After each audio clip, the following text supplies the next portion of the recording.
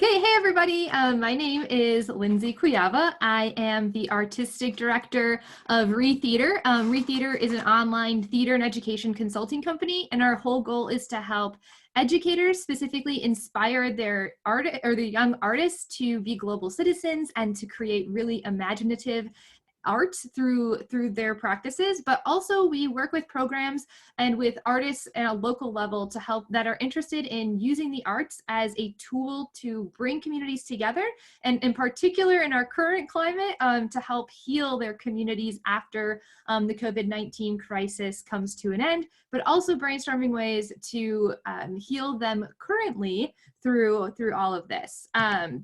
So like I said, my name is Lindsay. I use her, she, her pronouns, and I'm so excited to be doing this workshop with you guys. Musical theater is like my absolute favorite thing in the universe, and musical theater history is something that I'm really passionate about, but specifically passionate about sharing it with others because I think there is so much that we can learn when we learn about our art form once we actually dig into the history. Rita, great. I'm so glad you like it too.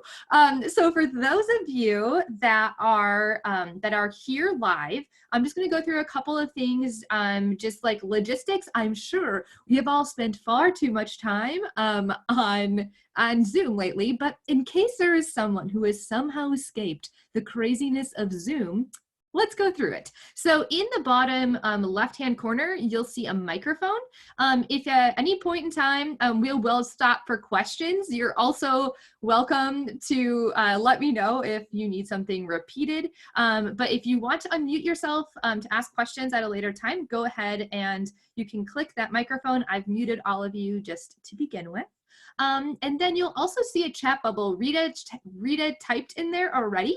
So it should be blinking orange at the bottom of your screen.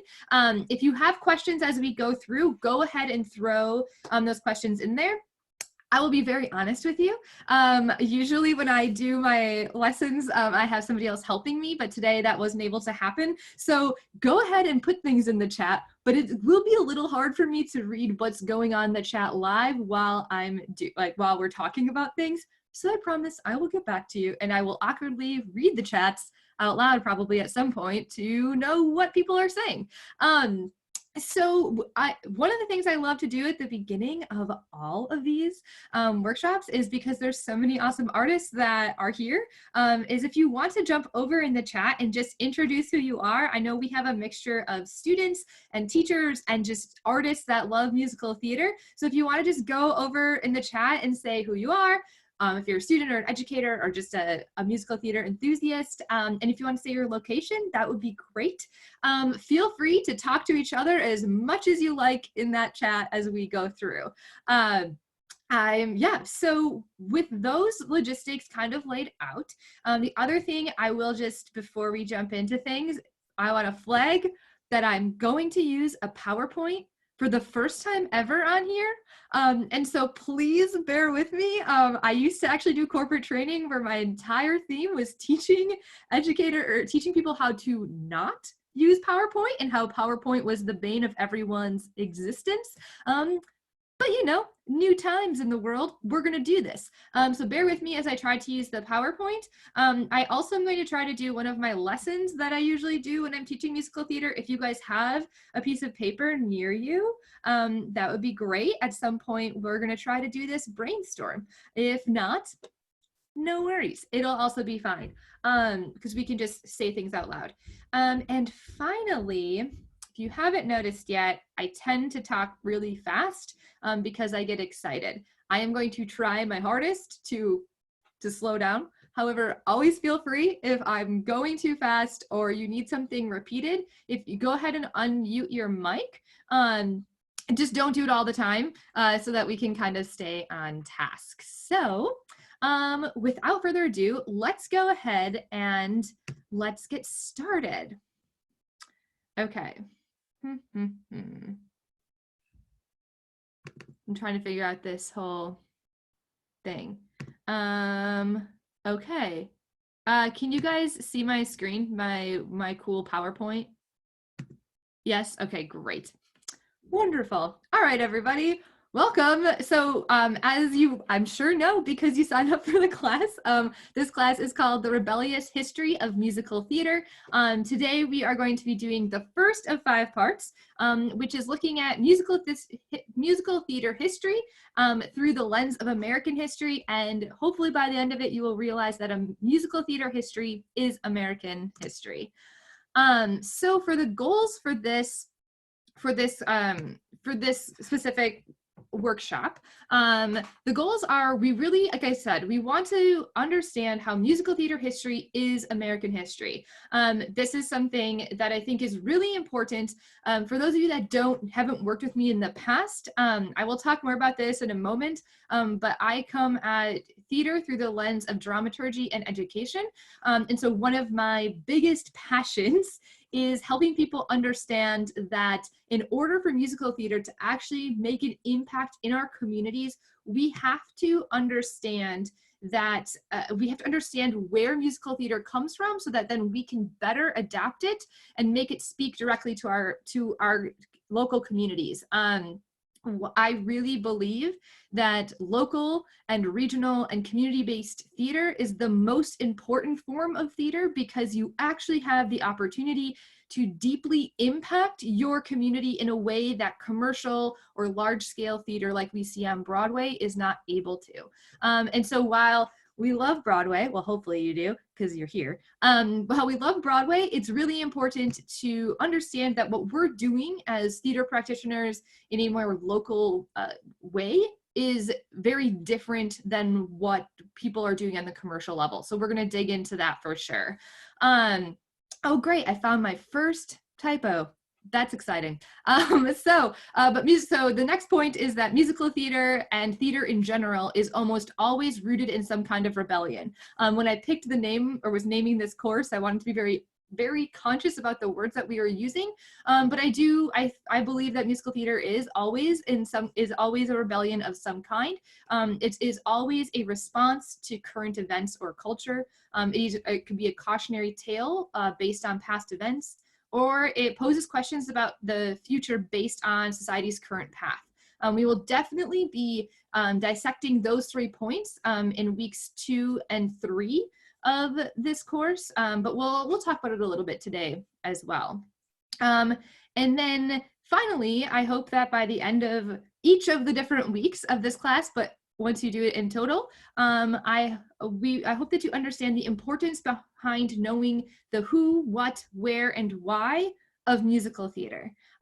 We all are so very used to hearing those words when it in terms of storytelling, and musical theater is no different.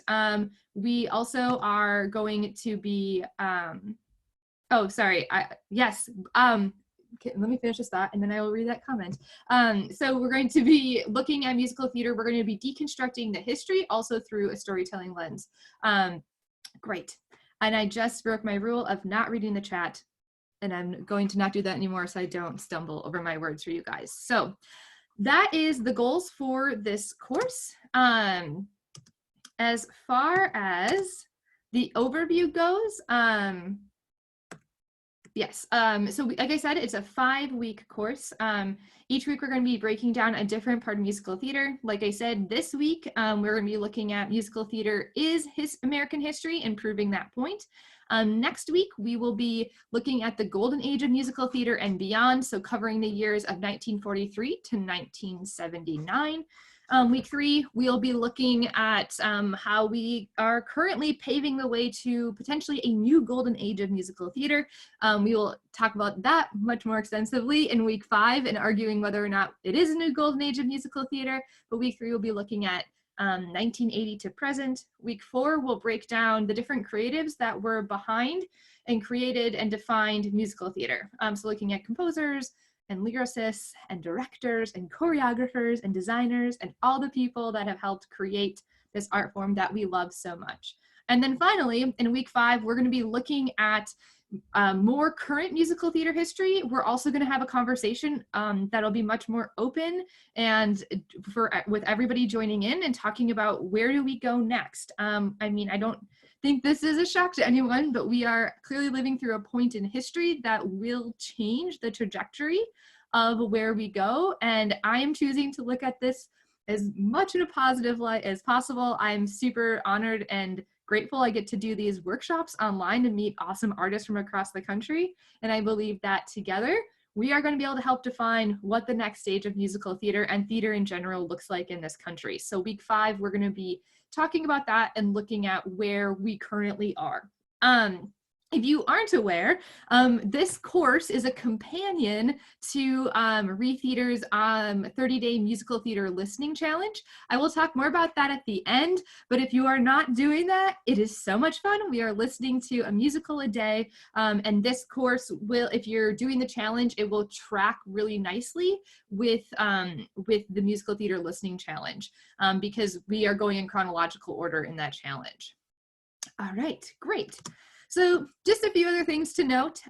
Musical theater is a relatively new history. Musical theater has been around technically less than 100 years, depending on who you talk to and where they identify the beginning of musical theater. For me personally, as a theater historian, I say that it begins in 1925 officially with the production of Showboat, but other people will argue that it begins much earlier. So from that standpoint, musical theater is not even 100 years old, which means that we are still discovering different ideas of musical theater and analyzing it in a way that's almost in real time. So just know that as we go through, if you read any textbooks, which I have so many suggestions of different books you can read if you're really interested in this, if you read them, they're going to all be a little different because this is all evolving as we're studying it. Also, I don't claim to be the expert in this history. There are so many people that are absolutely amazing teachers and historians in this.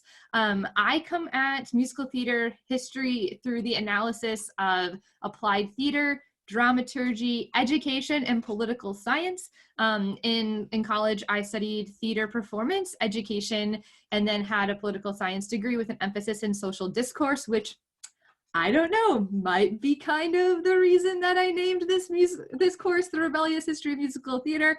So I definitely come at this work through that lens. So one thing that you probably should just know off the bat is this course, we are going to be looking at more than just the titles and who created theater. It's not going to be like a traditional survey course of musical theater history. If that is something that you want, always feel free to email me. I've done those in the past and would be happy to share previous videos with you. Or if people want more of a general survey, we can do that in the future as well. You will learn a lot of names and titles and all of that as well, but we're going to be looking a little bit deeper in this course specifically. Also, just think it's really important to call out that my own privilege and has informed my own bias around my work. So I just want to call out that if at any point in time you think that I'm missing a significant part of history, please let me know. You can do that via email or in the chat at any point. Probably email is best because, as I said, I'm not gonna be able to read the chat as much, but I will call out that one of my goals this year is to learn more about African-American theater and how that has worked, that's reflection in musical theater history. And so as we go through, I apologize in advance that I'm still learning that myself. And so that might not show up as much in this course, but in the future, it's something that will definitely, and I also welcome if that is something that you know, please let me know because I would love to chat with you. And then finally, there's a good chance in this course we might not talk about your favorite musical or musicals. So I'm sorry in advance, don't discredit the fact, please don't take it personally that I haven't mentioned your favorite musical or I may not. It has nothing to do with whether I think that musical has great merit or not. I am very opinionated and there is a chance that I may say I think some musicals are garbage. I'm a very sarcastic person. I don't actually mean that. There are very few musicals that I think have like no merit at all. So just be aware of that. If I don't talk about your favorite musical, we can chat another time about that because I would love to talk about your different musicals that you all love. So yeah, so that's just some very basic overview of what this course is going to be. and just some general information about me as well. All right, so now we've got through all of the things.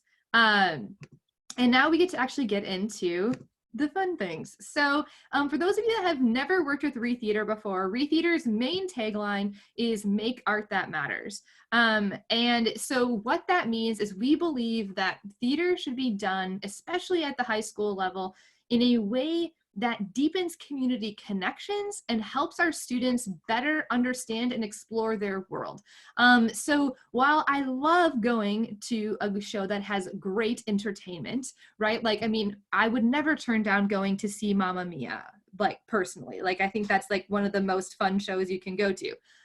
As far as like doing that work with students, then that's a little different, right? So like I will go see a show that's super fun, but I think with our students, we can actually do work that's deeply impactful in a very different way. Also, as an asterisk, I've done Mamma Mia with high school students as a consultant, and there's really cool community engagement you can do with that as well. So it's not a diss to Mamma Mia at all.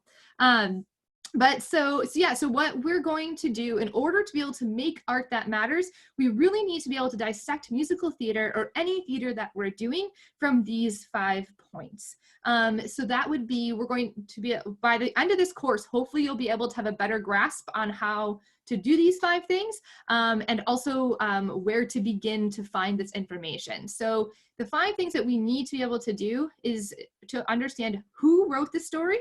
So meaning like, who was the book writer and the lyricist and the composer, and not just one of those, because we often forget the book writer, sadly, so many times. So who wrote this story? What is the story about? When was the story written? And when is the story set? That will become a little bit more clear today, that specific point of why that's important, and will be hammered home in the next 2 weeks especially. And then also you want to know where it was written and where the story takes place. For this course in particular, we obviously will be talking a little bit about British musical theater. However, we're going to stay mostly focused on American musical theater. And so we won't be talking specifically about shows that have just stayed on the West End or shows that have just stayed in other, like in Australia or other parts of the world. We'll only talk about shows that have been produced in America, predominantly in a commercial capacity. So most of it will be able to be easy and say where it was written, which is here in America. But where the story takes place, that'll be different for each show. And then finally, we want to know why the show was written, and what inspired the writer and what they hoped to gain and contribute to society from writing this story. That in particular will be one that we talk about probably in week 5 more extensively, but I think this is the most important piece of this puzzle, especially for any of you that are directors that are out there. I teach another course called The Why, Make Your Story Matter. And that is all about how we need the different ways to approach a show dramaturgically. But one of the main points is that in order for us to produce a work in our community that can make impact and that's truly from our heart and in a really creative way, we have to understand why the story was written in the first place.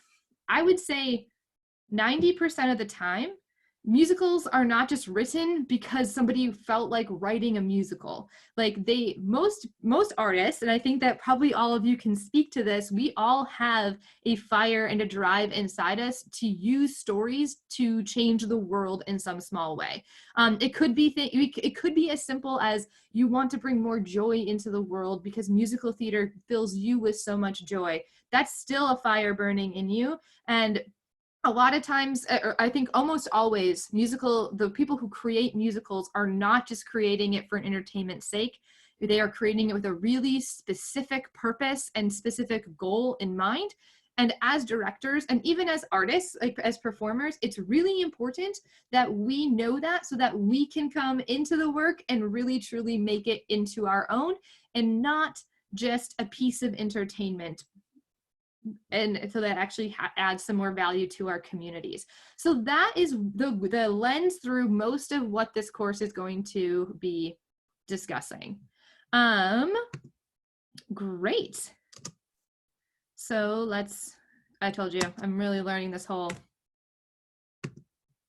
this whole thing of the internet. Nope. Oh my gosh. Okay, cool. All right. So before we dive into the meat of this first part, I just wanted to open it up and see if anybody has any questions, any thoughts based on that first part. If you go ahead and unmute yourself. Otherwise, if nobody does, we'll continue on. All right. Fantastic. Okay, great. So so let's go ahead and dive into part one, which is musical theater history is American history. You're probably also sick of hearing that from me now. So to start this first part, when I teach this lesson in real life, I always do this thing called the musical brainstorm. So any educators out there, this can be a really fun exercise for your students to do. And so what I'll ask you guys to do is, if you have a piece of paper nearby, or if you want to use your phone, I want to give you guys about a minute, maybe up to 90 seconds. And I want you to write down as many musicals as you can think of. With the asterisk next to it, please you do not need to go deep and far back into your memory to pull up like that super obscure off Broadway show that was done one time at La Mama. Like, you don't need to go that deep and far back. Just from a general idea, what musicals this isn't a contest to see who knows the most musicals. But yeah, so if you guys want to grab a piece of paper or go open up your phone, let's just start out this whole thing by coming up with as many musicals as you possibly can, and then I'll explain the next part of it once we're done with that. All right, so let's go ahead and start.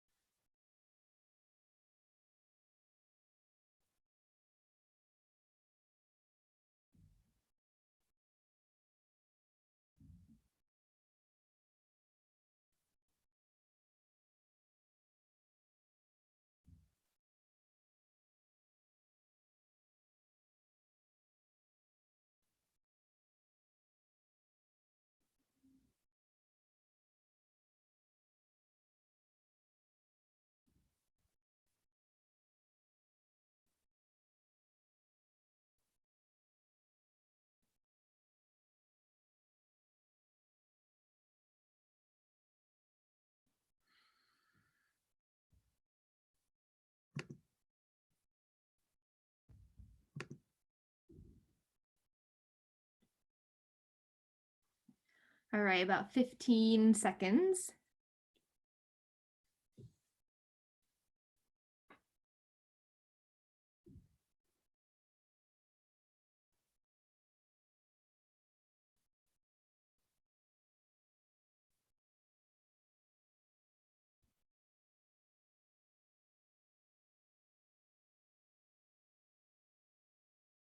All right, let's go ahead and stop. No worries. Like I said, it's not a contest, anything. We're going to all work together on this. I will also say, this is a new thing. Usually I do this all on a big piece of paper, but I couldn't find one, and I thought that going to the store to get one was probably irresponsible, because we can use technology. So bear with me. This might not work, but I think it will. So basically what we'll do is I want to know all of the musicals that you guys wrote down. So what you can do in a moment is unmute yourselves. And what I would say, when I do this in the classroom, I usually have everybody in small groups and brainstorm. And then one group will read their full list of musicals, and the other groups will cross off the musicals that somebody else has already said. So as you're doing this, if you want to cross off musicals on your list that other people are mentioning, that would be great. And so, yeah, does anybody want to start and read their list? You can unmute yourself. Anybody brave? I'll go first. Can you hear me? No? Yes. Yeah, great. Okay, cool. All right. No. Should I just start? Matthew, do you have a list? You can unmute yourself. Oh, hi. Oh, she's going. She's going are you first. muted? No, go ahead. You can Rita. go. You can go. Rita, you're unmuted. Oh, I'll go. Okay. Go ahead. Go. Oh my gosh, I am the literal worst. I've done this so many times that I'm teaching classes. I have my volume muted. Okay, now I can hear all your lovely voices. Okay, so somebody wants to start, and then I will start writing furiously. So, all right, ready, and whoever can go. Okay, I'll go. Okay, so I wrote Little Mermaid. Okay, this is gonna. Yep. Okay, great. Be more chill. Okay. Also, just so everybody knows, I'm gonna spell everything wrong, and we're all gonna be okay with it. Yes. Showboat. Okay. Anything Goes. Pretty Woman. Mean Girls. Jersey Boys. Heathers. Sorry, I have a long list. This is great. This is great. Beauty and the Beast. Tarzan, Lion King, just to keep going with the Disney theme. Yeah. Do it. Tarzan and Lion King, you said? Yep, and Mary Poppins. All right. I'm just gonna write Disney. Yep. Little Shop. Okay. What other one did you say? I said Little Shop. Okay. Curtains. Ooh, good one. Oh my gosh. This is great. This is great. Curtains. Once Upon a Mattress.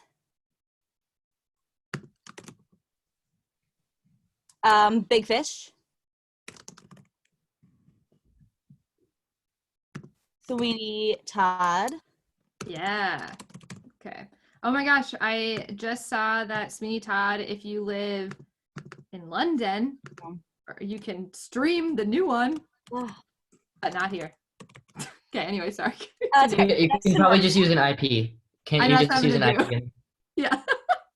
Awesome. Okay. Next to normal. Wicked. Phantom. Two different ones if we're gonna be crazy. Oh, I actually don't know the date of the one Phantom. I don't either. I think it's around the same time. Okay, we'll just pretend, yeah. Wild Party, the same kind of thing. The House of Bernarda album musical. I don't know that They one. did it at Lincoln Center. The House of what? Bernarda Alba. It's also a play. At Lincoln Center. I think it was at Lincoln Center, and I think it was Lipa who wrote it. I'm not 100% sure, though. I could be really wrong. Okay, I'm not sure that one, so I don't know where to put it. Okay. But I'm writing it down to look it up. It's interesting. The music is interesting. Yeah, if anybody wants to look up that one and when it was written, that would be cool as we're going through. Godspell. I don't know if I said that one yet. Okay. You're a Good Man, Charlie Brown. I think that's right. Charlie and the Chocolate Factory. It Should Have Been You. Oh man, you're testing me. Sorry. No, this is great. I was trying to just write as fast as I could. I was like, how many? This is perfect. Also, I'm just saying I might have some of these wrong now, but I think I'm doing okay so far. I don't know if you heard me say Sound of Music. No. Sound of Music. Okay. Carousel. Carousel? Yep. Music Man. You're in Town.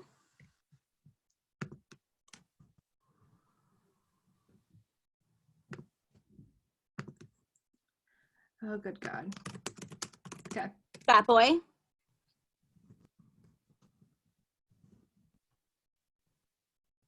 Okay. Disenchanted. Ooh, is that the new Disney one? Oh, that's the like parody one, right? Yes. Yeah. Okay.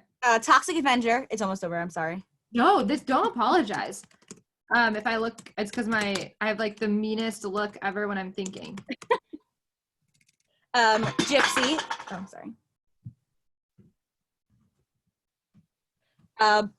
Hair. Okay. Bright Star. I love that. Superstar is my favorite. It just did that, and they had to cancel half their performances. Oh, I just did it too. Oh, that sucks. Oh, it's hard. And I just have Newsies and Matilda, the last two.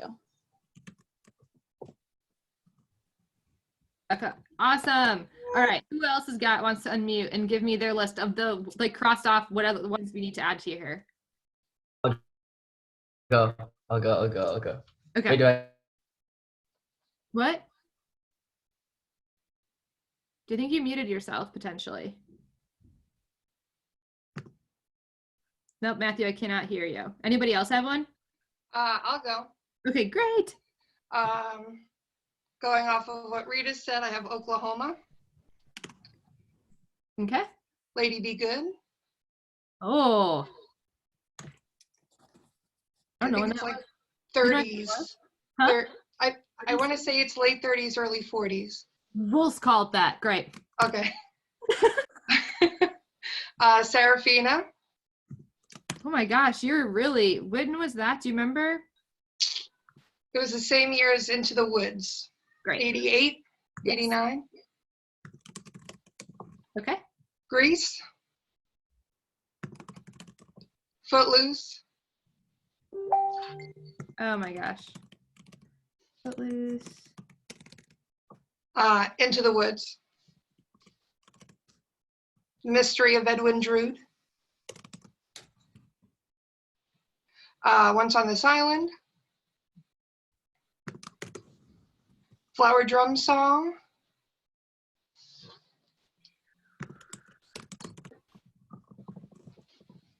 All right. Joseph. Man, I'm loving this one. You can tell I have a bunch of teachers in the room. I love it. Okay. Company.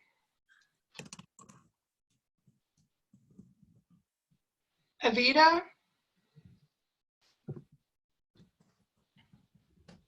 Come Okay. From Away. Mamma Mia. Okay. Guys and Dolls.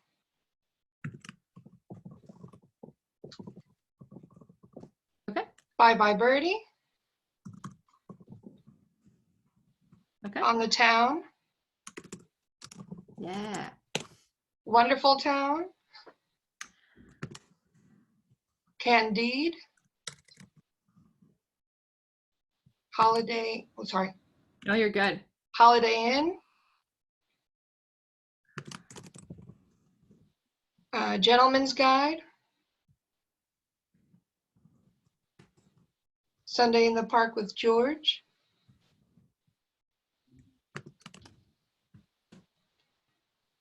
And Follies. Awesome. All right. Anybody else have any they want to add to this list of fun? This is so great. You guys are wonderful. Wait, can you hear me? Yeah, now I can hear you. Oh, it said internet connection unstable. Okay, I have to have Dear Evan Hansen and Hamilton. Okay, 1 second. Oh no, don't do that. What the? Good Lord. What's happening? Okay. Okay. West Side Story, Fun Home.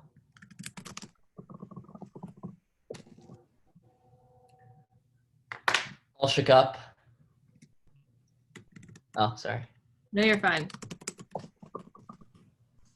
Okay. Did you already get Cinderella? Nope. Yeah, okay. Cinderella, Oklahoma. Okay. Assassins. Good one. Dogfight. Ooh, that was fun. And then I did Edges.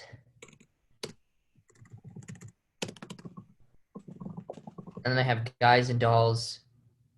Okay. Is that already on there? Yeah. Yeah. Fiddler. And then Children of Eden, and then Working. That's what we got. Nice. Does anybody else have anything they want to add to here? I would add Rent. Yeah, I was like, this hasn't been said yet. Kinky Boots. Which one? Kinky Boots. Awesome. Sweet Charity. Something Rotten. Waitress.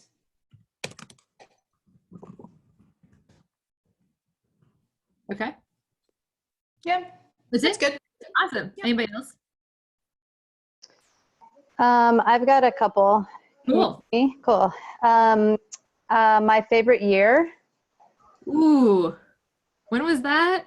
I don't know. I'm gonna guess 80s, but I Okay. could look it up. Let's call it the One of my- 80s. Yeah, favorite obscure ones. Cats, Les Mis. Ooh, you got lots of 80s for me. Yeah, Chicago. Chicago. Okay. The Wiz. Annie. Mhm. Damn Yankees, and Pippin.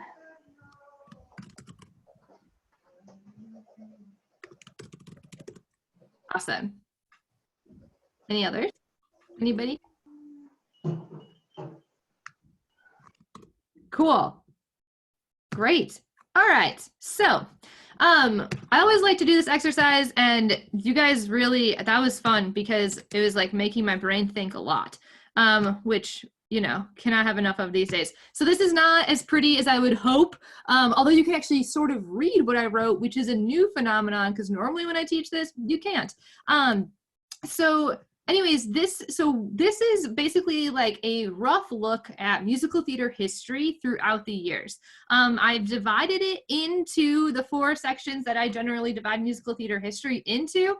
In the first box, you'll see, well, you probably can't see because it's so small. There's a few that have Holiday Inn and Showboat, and Anything Goes should also have asterisks next to them because technically they come before 1943, which is usually when I start teaching the history from. But so yeah, this is kind of a general look, and not surprising because most of you are like teachers or older. When I do this with students, usually like the bottom quadrant, which is like newer musicals, is totally full, and then the middle 2 are like pretty bare. So this is just kind of an idea. So we have a good idea of musical theater and like where like a good breadth as a group, which is amazing. So I'll go back to doing the slideshow. Wonderful. Okay, so there's a better look at that. I can send out this list when it looks nicer also. So great. So how I divide musical theater up is into these 4 categories. So I'll totally say off the bat, I get into not fights, but into arguments with friends of mine regarding the golden age of musical theater. I technically say golden age goes from 1943 to 1965, which is the first quadrant. Some people will argue it goes until 1975 or 1979, depending on who you talk to. But for reasons that hopefully will become obvious very shortly, I cut it off at 1965. The second quadrant is 1966 to 1967.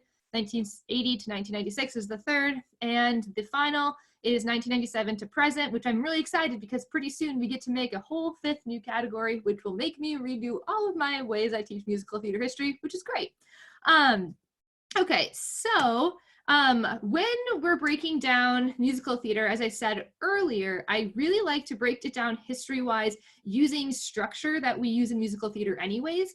And so for this particular section of musical theater history, we're going to use the concept of song type that's in musical theater to break down the different eras of musical theater. So for those of you that aren't familiar, there are 5 different song types in musical theater that are from a character experience. This is a whole nother course that I'm probably going to teach in May that breaks down structured musical theater, but 5 different character experience songs. So there is the I Am song, which is where we learn who the character is. The I Want song, which is where we learn what the character wants. The transition song, which is when the character makes their first move or makes their first step in a direction. Their realization song, which is when the character has a major revelation or realization of what they actually need and want. And then the final is the decision song, which is where we see the character actually make a decision. Just as a fun fact, Act 1 is full of I am and I want songs, with the last song, sometimes the last 2 songs of that act, being transition songs, because it's like the most exciting part of the act and we have to like the audience, like leave them in suspense. Then Act 2 is mostly going to be realization songs. The beginning of Act 2 could be a few transition songs, mostly realization songs, with the last 1 or 2 songs being decision songs. Depending on how the plot goes and how many plot lines there are, sometimes we'll see 2, maybe sometimes even 3 decision songs. So with that format in mind, we are going to look at musical theater history and the parallels between American theater and musical theater. Not American theater, American history and musical theater. So yeah, let's go ahead. Oh, I did that on accident. Okay, great. So we're going to start with the overture, which is musical theater history up until 1943. So just so you know, I'm going to talk more about this era today than the others potentially, only because we are not going to be coming back to this era at all for the rest of the course. And so this is definitely the most like filled out slide you will see for these eras, but that's just because we're going to try to cover as much of it as possible. All right, so in America, in the early 1900s, at the turn of the century, there was a lot of things that were going on. The Industrial Revolution was happening. At the same time, we stopped seeing class be such a definitive line in America.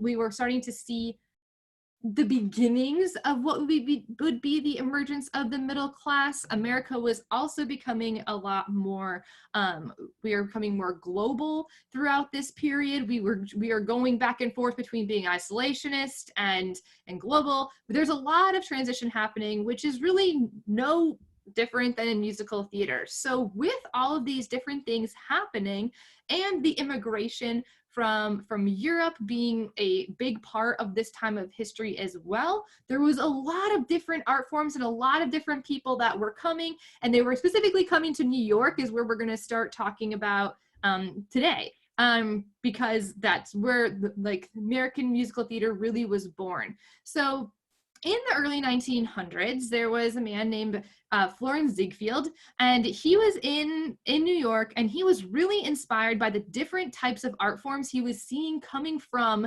these different ethnic groups that were coming over from Europe.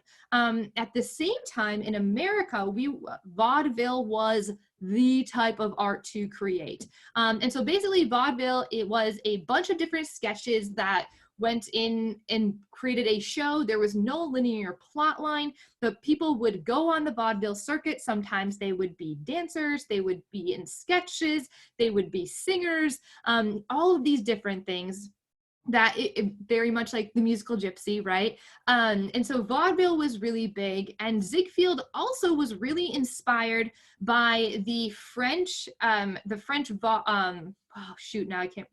the French performance art that was going on at that time as well, which was really heavily based in these like huge, gigantic, beautiful costumes with girls that were beautiful, with their somewhat scantily clad, and then they would also do these interpretations of different pieces of art and create tableaus live on stage. And so Ziegfeld was, like I said, he was really inspired by this, and so he's like, hey, how can I marry all of these things together at the turn of 1917 is about when he started doing this work, and he created the Ziegfeld Follies, which was this marrying of American vaudeville with these different types of art form that he saw coming over from Europe, plus his inspiration from the French especially, and he created these glamorous, over-the-top revues in New York. When he started, though, there was really nowhere for him to do this because most of the theater spaces were, if you're looking at New York now, they were all below 14th Street, so down towards the bottom of New York, and so there wasn't big spaces. Where Times Square was, or is today, was a bunch of pasture field. And so Ziegfeld bought some of that pasture field and built what is now the New Amsterdam Theater. And so that's where he started staging his performances. I mean, very quickly that area got more developed. But even like back in that time, like there would be the theater, but very nearby there would be stables. So it was like kind of like a weird place. But now that's where we all go when we go to New York. So he created the Ziegfeld Follies, which like really was the standard that then everybody tried to emulate from that point on. During the Ziegfeld Follies, there's a few people that are really important to shout out. During Ziegfeld was at this time, segregation was really, really prominent, obviously in America. And Ziegfeld was the first person that allowed a Black man to be on stage at the same time as white performers. He wasn't actually, and that was Burt Williams. Burt Williams wasn't actually allowed to be on stage necessarily at the exact same time, but he was allowed to be in the same performance. He had to have his own separate dressing room. He had to have his own separate entrance into the theater from a segregation standpoint.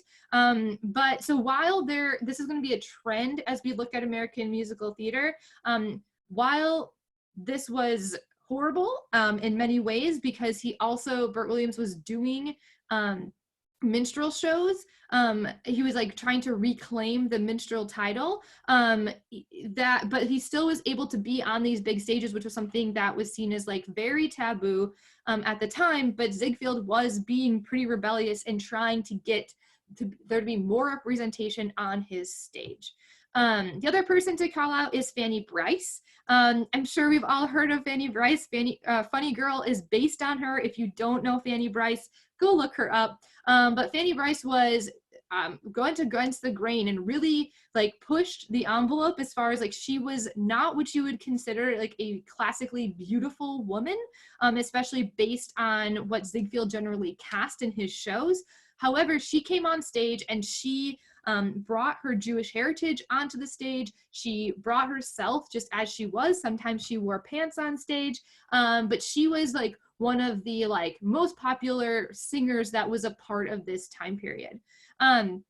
Also, as a fun fact, for those of you that don't know, so Ziegfeld, he built the New Amsterdam Theater. And if you go to the New Amsterdam Theater, which is where Aladdin is currently playing, it's very interesting. You can look at the architecture and how the theater is built is that depending on what seat you're sitting in, you can stand in certain parts of the theater, like in the back, and hear what people are saying in different parts of the theater.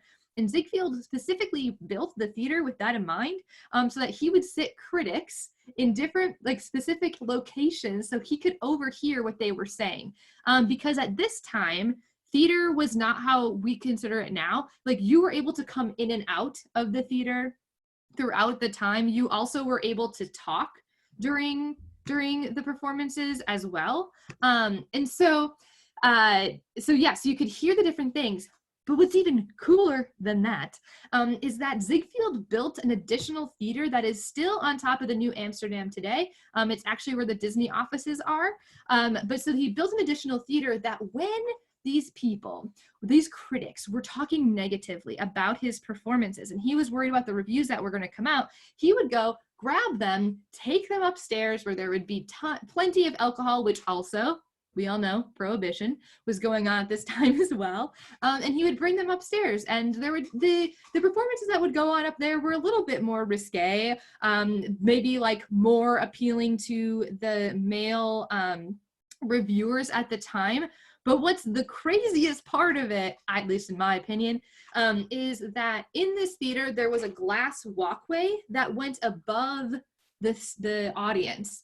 So you can use your imagination, but there was clearly like you could look up and you'd be able to see whoever was walking above you. And that was very clearly built that way so that then these reviewers would give more positive reviews.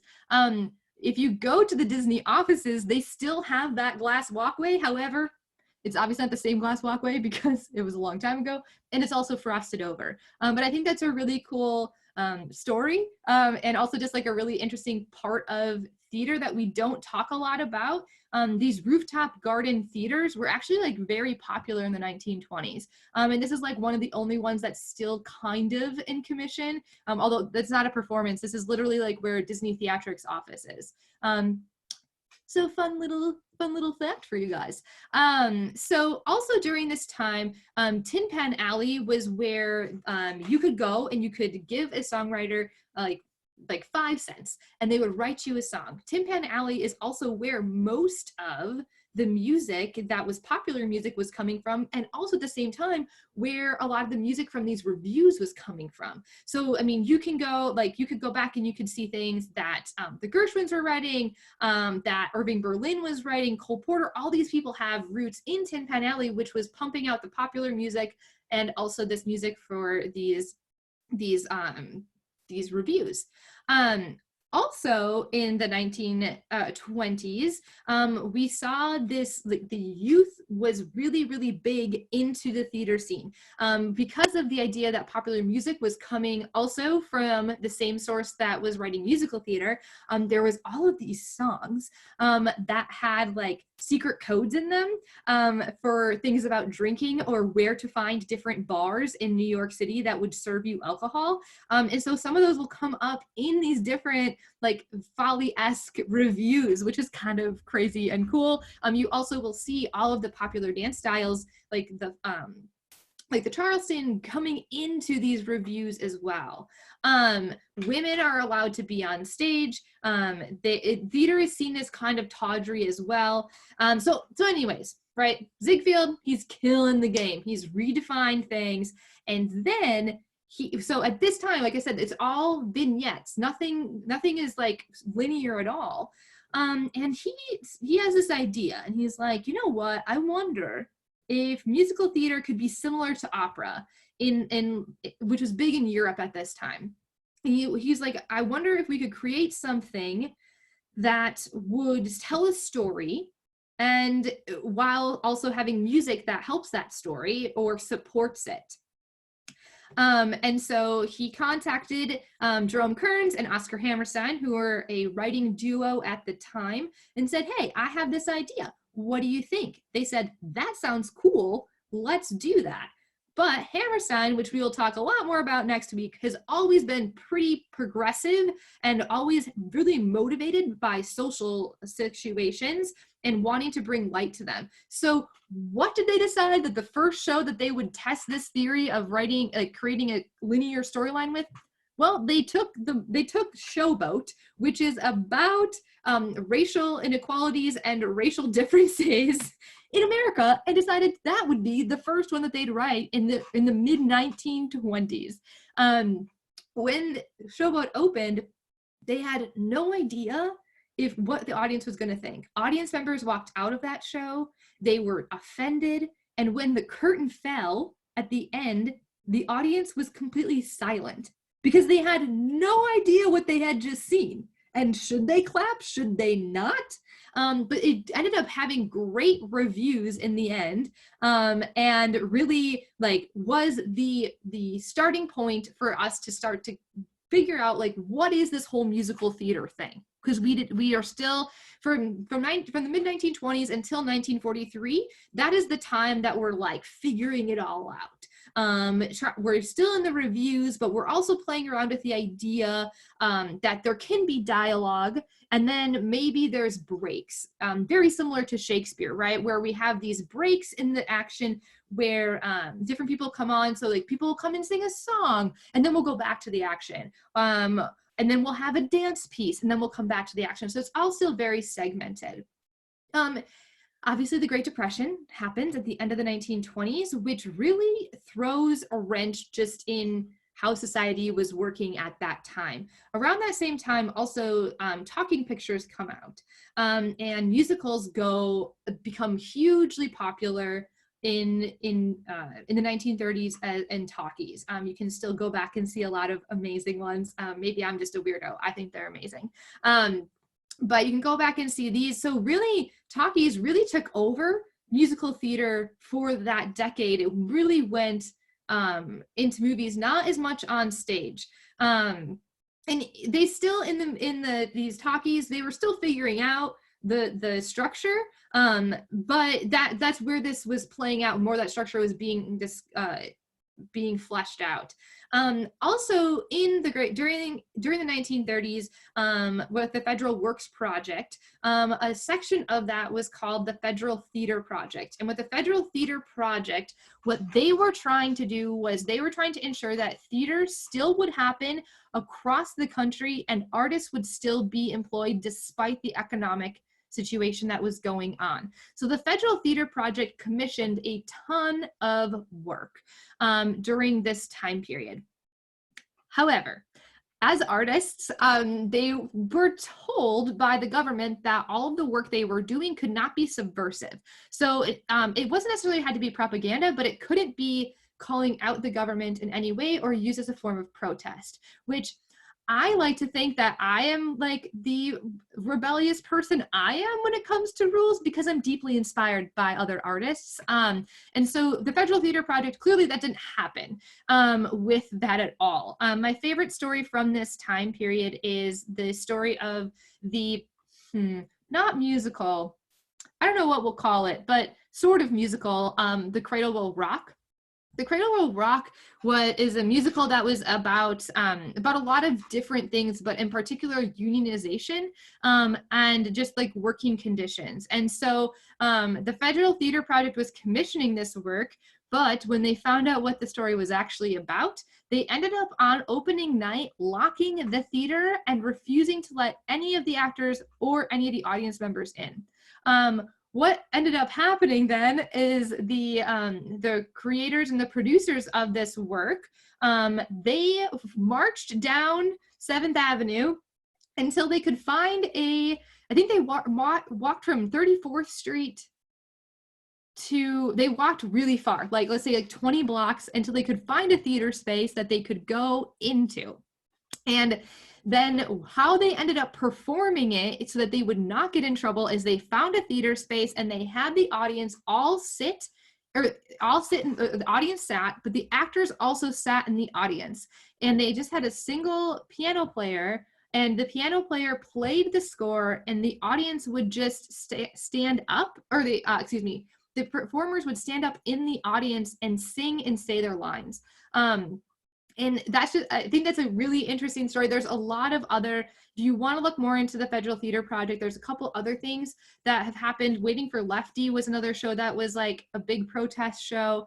But it's really, I think it really speaks to the rebellious nature that created this art form that we all love. In Cradle Will Rock, I think there's books written about it, but that show is still performed that way today for the most part. It's usually just people. There's not a lot of staging. They will just sit in the audience and stand up and say their lines. So it's really cool, like interesting form of like performance art before performance art was a thing. And so yeah, so like the Federal Theater Project had a lot of great things about it, and it supported the arts going during until 1939. But yeah, like all things, there was negatives to it as well. So anyway, so the Federal Theater Project comes around, but then it goes away when America enters World War II. So World War II happens, and the industry is like in this who are we? And it's kind of at that tipping point now. We've been trying to figure out what this form is for like 10 to 15 years, and you can tell that it's coming up against something. And so during the 1930s, Jerome Kearns and Oscar Hammerstein were partners, as well as Rogers and Hart. So Richard Rogers had a different writing partner, but Hart had a drinking problem that Rogers could not handle, and so Rogers and Hammerstein were put together on a project just to see if it would work. And they hit it off immediately.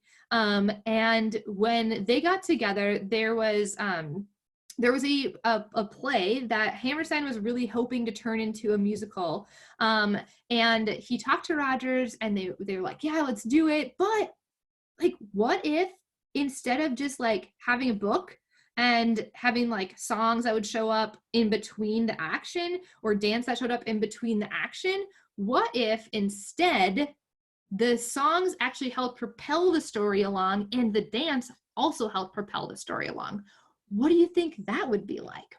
Well, then we get to go to the next section, because that was what they ended up creating was Oklahoma. And so Oklahoma, the 1943 to 1965, which is what we're going to call the golden age of musical theater, that is really heavily defined by the book musical. And that's where we're figuring it out. So now the book, the music, and the dance all come together to drive the story forward.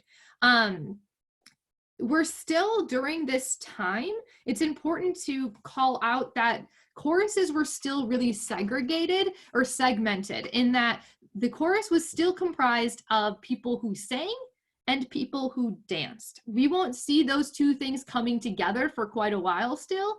But this book musical was created. And once it clicked, it clicked. People loved this idea. Oklahoma was a huge success. Troops would go and see it before they went overseas. And while it was a big success, it's really important to point out, and we'll talk more about this, I won't go too deep into it, but if you actually think about the plot and the premises of Oklahoma, it's like pretty progressive that it came out in 1943. And so for next week, that should be that's some homework that you guys can go do. If you haven't read the plot of Oklahoma for years, or you're not super familiar with the plot, go read the plot, and we'll start to look at next week why it is that Rodgers and Hammerstein were so progressive for their time period, but still are problematic if we're producing their work today. So Rodgers and Hammerstein, they partnered up with Agnes DeMille. They created these beautiful, they created Oklahoma. And then with Carousel, they really solidified what the book musical would be. So that's what so during this time period, we're really looking at how do we continue to flesh this out? Popular music is still very much coming from musical theater. So a lot of the hits that you will see are coming from musical theater. Oh, I missed a very important point. So if we just backtrack a little bit to the 1930s, musical theater became the essential piece for popular music, and here's why. So the government said during this time, with radios, you were not allowed to put any music that was subversive onto the radio. So you really couldn't have anything that was sad or was talking about the political state. But musical theater songs, they just said, oh yeah, all musical theater songs, they can be on the radio. So the song Brother, Can You Spare a Dime, the quintessential Great Depression song, if that was just a popular song sung by a different artist, it never would have been able to be on the radio. But because it came from musical theater or from review, from reviews, then it was able to be played on the radio. So musical theater really was the main form of musical entertainment in the 1930s, and that continues through the 1940s and in the 1950s as well. We start to drop off in the 1950s. I'm going to say this a million times because we will dive into it more, but it's important to remember that during the 1930s, or excuse me, the 1940s, we're still in World War II. So during this time, women are going to be out in the workforce. We are looking at the differentiation of gender roles. Women are doing a lot more than they previously had been able to. And so the musicals of the 1940s really reflect that as well. You see, with On the Town, you see women doing things on stage that you didn't think women could do. Women are not categorized into that demure, damsel in distress category in the 1940s. But with the 1950s and needing to transition women back into the home, which, as a side note, is why appliances were created to help women feel like there was something cool to do back at home while they were just sitting there bored. Literally that's all the advertisement. You can go, if you don't know this, you can go do tons of get into an internet hole about that. But musical theater really paralleled that. So in the 1950s, we see the book musical still holding strong, but we're in this very nuclear family type of vibe within musical theater. Everything is very cute. It's sweet. With the exception of Rodgers and Hammerstein, It's usually pretty easygoing. We're not ruffling a lot of feathers. But as all things happen, the children that were born right in the 1940s and 1950s, as they started to get older, they started to get frustrated because they started to say, hey, this musical theater is like, doesn't reflect at all my life. Like the stories that are being told is nothing like my life. Bye Bye Birdie came out in 1960. I know a lot of people love Bye Bye Birdie. It's a very beloved American musical. People like, it's very like a snapshot of that time period. But even when Bye Bye Birdie came out, the initial reviews said that it was stilted and stale because it was talking of an America that had gone by. And Bye Bye Birdie really, I think, is the tipping point into the transition from the golden age musical. So in the early 1960s, the first half of it, we're starting to kind of get away from that. We're starting to see different stories on stage than we generally had in the past. So things like How to Succeed at Business Without Really Trying, a totally satirical look at corporate America. We also have Fiddler on the Roof, which we'll talk more about next time, but Fiddler on the Roof like really went against this like Americana story that we had been telling because it looked back at like Jewish heritage, brought it on stage, and it didn't talk about traditional America at all. And so I always like to say like the song, you know, Sunrise Sunset from Fiddler, Fiddler was the sunset of traditional American musical theater. It's also probably considered one of the last golden age musicals as well. But so what Fiddler ushered in is this is the I Want song. So now we're looking, right? We've identified like who musical theater is with the I Want or the I Am song. And now in the I Want song section, which is post golden age, is really when we have all these exciting new people coming into the field and saying, okay, we've defined musical theater as a book musical form, but how can we continue to move things along and explore what's actually going on in our society and reflect that on stage? So Fiddler on the Roof, while it's considered probably one of the last book musicals, it also can be argued that it is the first concept musical that had critical acclaim. And so the 1966 to 1979 is really heavily defined by the idea of the concept musical, which is not at all a book musical. It is instead a non-linear story that meditates on a topic rather than just or an idea rather than telling a like plot-driven story. So which is what Fiddler is. Like Fiddler is a linear story, although time doesn't always add up in that show. And it's a meditation on family and tradition.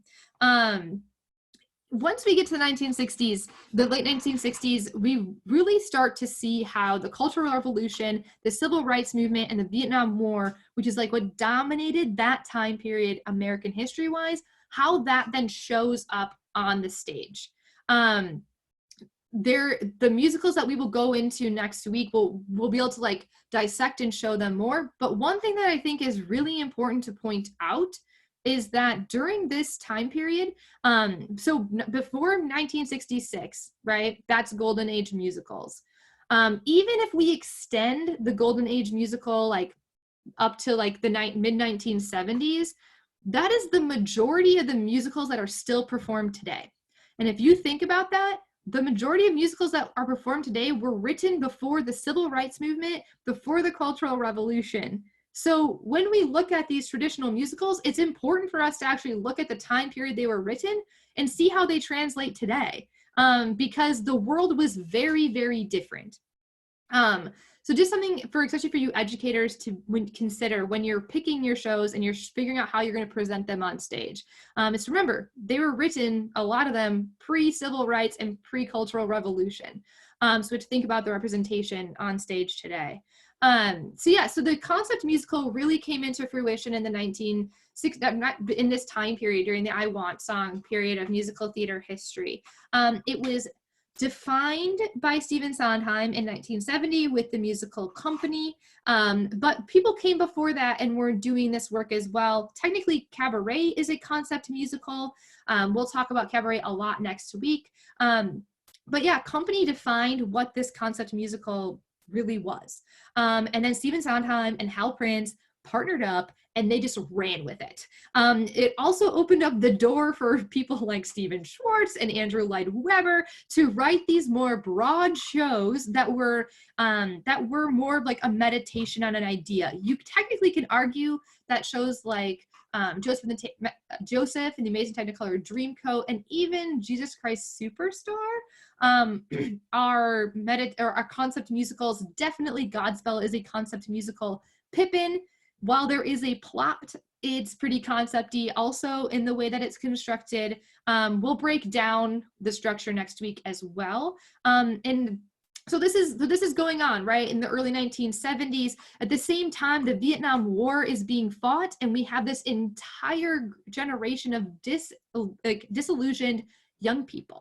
And so they're starting to push, they want to see their stories on stage, which is exactly what Michael Bennett did with a chorus line. And so in a chorus line, we see this disenfranchised population on stage for one of the first times in musical theater, with him using actual interviews from dancers and creating this performance piece and musical based on these interviews.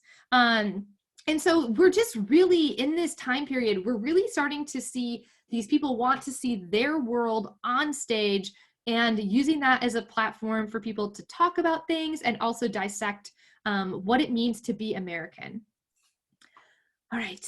I'm just going to keep going through. We're on, like, the next couple sections go very quick, and then I will stop to do questions if anybody has them.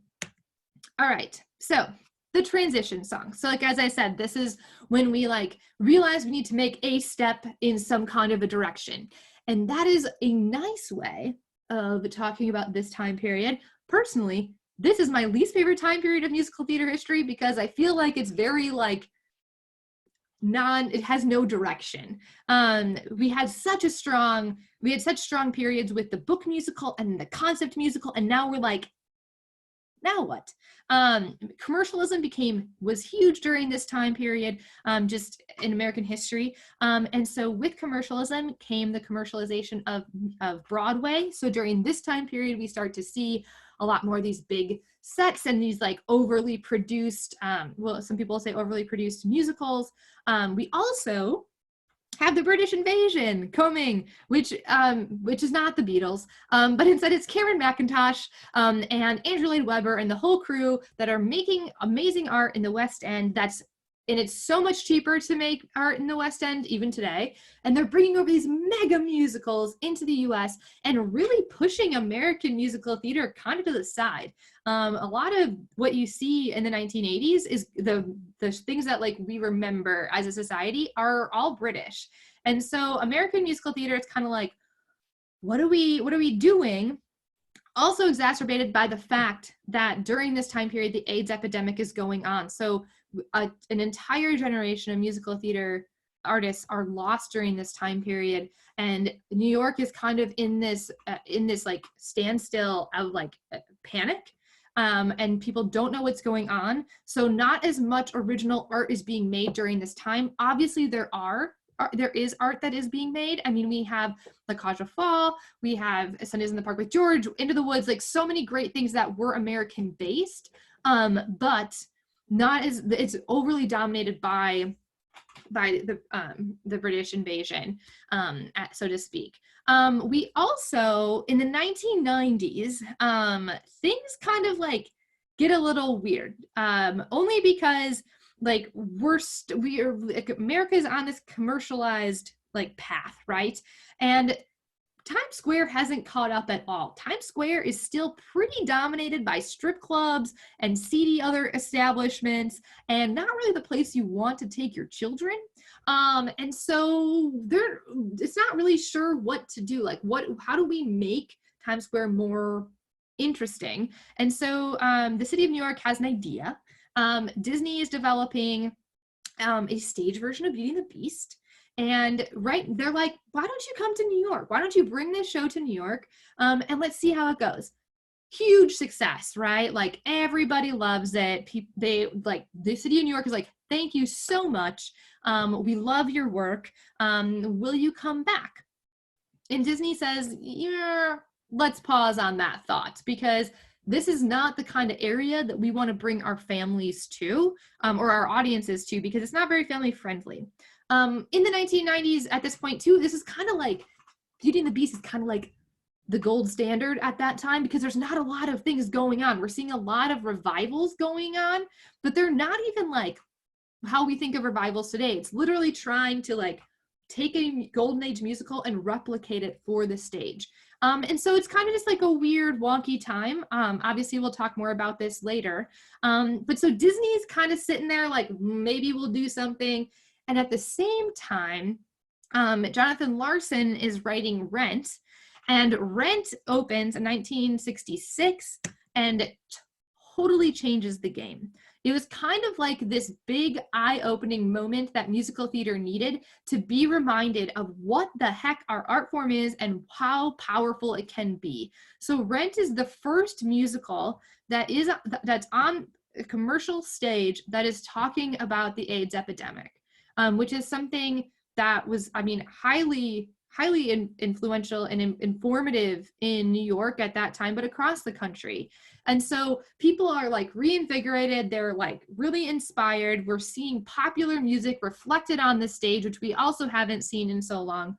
At the same time, Disney says, all right, listen, we'll come to New York, but you gotta clean up Times Square. And so the city says, all right, let's do it. And so Disney brings Lion King, and between Rent and Lion King, we start this whole new time period of musical theater where like there's this renewed energy and excitement. If you look at the musicals that come out of the late 1990s, we're seeing amazing things coming from Jason Robert Brown. We're seeing stuff from Terrence McNally. Like all this amazing art is being created at the end of the 1990s that we haven't seen for a while. And then when we start to get rolling, we're getting tonight to the 2000s, Broadway is doing so well, and then 9/11 hits.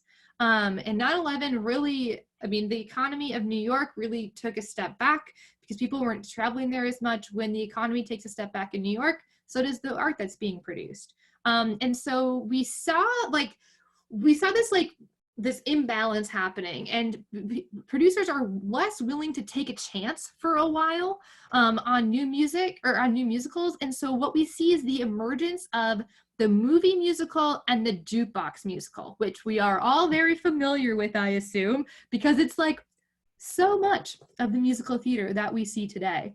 And so during this time, we're seeing this like producers starting to bet on surefire hits. Also, with that influence of what came out of the 80s with this like very, very commercialized focus and these mega musicals, we see the budget of musicals starting to expand as well. And so like these smaller budget shows are not going to make it anymore. So that's all going on as any time period, right, is defined by what's going on in its culture, and 9/11 is no exception. We saw that was a huge moment in our American history, and so we start to see a lot of that work then reflected on the stage. We see a whole new like young group of artists who come out and are like, hey, we want to talk about what's actually going on in our society. A lot of mental health is being started to talk about that hasn't been explored on the stage. And so we start to see, like, as we get further into the early 2000s, we start to diversify again. We start to see more angst on the stage. We start to see different paths that people can take as far as being Broadway connoisseurs. So you can go the super commercial route. We are seeing people start to take some chances on these more edgy musicals that we couldn't at the beginning of the 2000s. And then the recession comes in 2008, and we're still kind of, this had been a very different conversation, this last piece. 3 weeks ago, but we are just starting to come out of that Broadway slump in the last like 4 years. And we're starting this season on Broadway. There was so many original shows that were being created. It was one of the biggest seasons that we've seen. And now we'll talk about that a different day.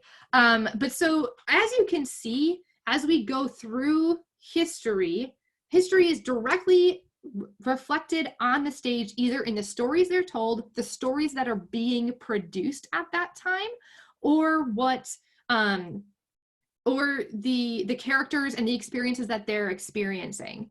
So as far as the decision song goes, we are still right now redefining the genre, and especially with shows like Hamilton, Dear Evan Hansen, we're starting to see the form continue to evolve, and we will continue to see that, and that'll be something that we talk more about in the 5th week of this course. So I just word vomited a lot at you, and I'm going to take this away for a moment. Does anybody have any questions or any thoughts that you want to talk about? If you want to unmute yourselves, if anybody has any questions, go ahead and do that. I'm wondering if you are thinking that, like, because you're saying that after, well, maybe I misheard, but you said after the economy is struggling, the producers want to do more like surefire hits. Mm-hmm. So are you suggesting that there's going to be a lot more, because the economy is doing really well, so we had a lot of new, bold, kind of weird musicals, and are you suggesting that when Broadway gets up and running again, we're going to see a lot more revivals? It's a really hard question to answer, and I think we need more data. I think depending on what the Broadway League decides to do here in the next few weeks, they still haven't announced that Broadway technically isn't coming back, but we all know it's not in like 2 weeks. Yeah. I think it's going to depend, because it's going to depend on what the Broadway League decides and how they decide to fund these theaters. Like, you don't have to pay mortgages, so these people don't have to pay mortgages on the space. So are we able to halt this season and just reopen all of these shows in the fall or potentially next spring? Or are they going to start to shutter? And that's where we're going to kind of be. And I'm hoping that we are able to see these producers hold on. And also they are talking about the larger scale shows that have already recouped, potentially trying to bail out some of these newer shows, so we just don't know. We haven't been through anything like this. This is so different than 9/11, because in 9/11, Broadway shut down for 2 days. And that was the longest it had shut down since like Broadway became what it is today. Good question. Okay. Yeah, but we can talk about that more too, and I think that'll be a good discussion. Yeah, well, that's interesting because of the time right now, because it's so much more than 9/11, and the 9/11 still hit so hard that how long is it going to take to recover? It's probably going to take a couple years to get to the same place that So much anxiety. sorry, never mind. Oh, it's good. It's true. Yeah. Yeah. Thank you. Yeah, absolutely. Does anybody else have any questions?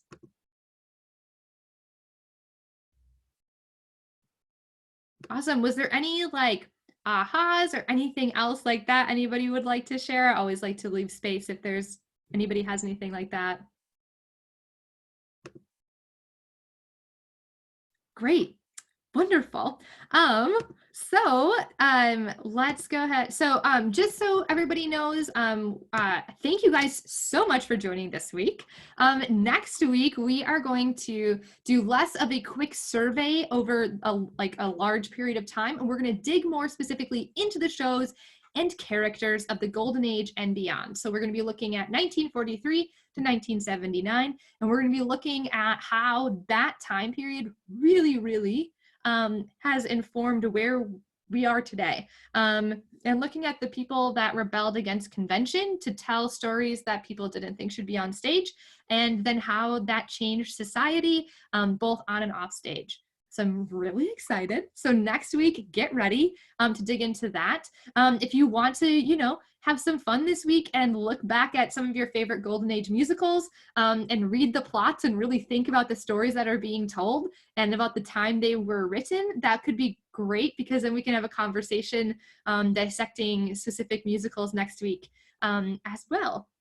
And so for those of you that are interested, ReTheater is doing all of our programming from now until the end of June is on a pay what you can or free basis. So I thank you guys so much for signing up for this and being here and joining me. Just so you guys all know, like I mentioned, the 30-day musical theater challenge is going on right now. You can go to our website and find out more information about that. For any educators that are listening, we also on Wednesdays this month are hosting brainstorming sessions with ReTheater mentors. We also have some industry folks who are coming in at the end of the month, and we're brainstorming how to teach theater online. It's just a big sharing of different educators from across the country with different lessons. If it's something you're interested in, please feel free to reach out to me and we can get you on that list. We also, our educator community spotlight is pay what you can through the end of June. And there you get one-on-one mentoring. It's just a bunch of educators who are super dedicated to figuring out how to continue to creatively inspire their students and how to use their program to help heal their communities once this is all done. We have master classes like this, all kinds of fun stuff. Reach out to me if you have questions. Yeah. And then students, for any of you guys who are listening, we are also doing some pay what you can private lessons. We have a couple set aside each week. If that's something you're interested in, you can go ahead, go to our website and find out more information about that. But we just want to make all of our stuff accessible to everyone because we know that financial situations have changed literally overnight for a lot of us. And so we want to keep the arts alive regardless. And then if any of you want to follow or want to get in contact with me more or ReTheater, here is our social media stuff. I'm on Instagram probably way too much. And we're doing the listening challenges over there right now. So we're doing all kinds of different engagement there. Facebook, my Twitter is technically for ReTheater, but also my personal. So like sometimes I say non-theater things on there. And then, yeah, there's our website. If you haven't checked out our podcast, you can check that out. It's called Flipping the Script. Kind of had to take a little bit of a pause because, you know, the world just turned upside down. But that will be coming back because I didn't know where I was ending up. I'm currently in my dad's basement, living here. I just showed up randomly because I didn't know how to get out of New York, which is my stepmom put up a nice little New York thing for me because I miss it. But so anyways, the podcast will be coming back. If any of you are interested and this was helpful for you, we are doing everything on a pay what you can basis. All of the money that if you choose to pay with will go towards helping fund the 12 artists that we have on contract through ReTheater. We're doing everything we can to not let any of our artists go. But at the same time, $0 is totally fine because we want to just hang out with you guys and talk about art. So if anybody has any questions, I will totally stick around, but thank you guys so much for joining and I'm so excited for next week. Yeah, I hope that you guys all stay safe and healthy. And please know, if there's any way that I or any of the artists at ReTheater can help support you during this time, please reach out to us and we're always there to help you guys. So, all right, I will stick around, but we'll see you guys all next week. Bye.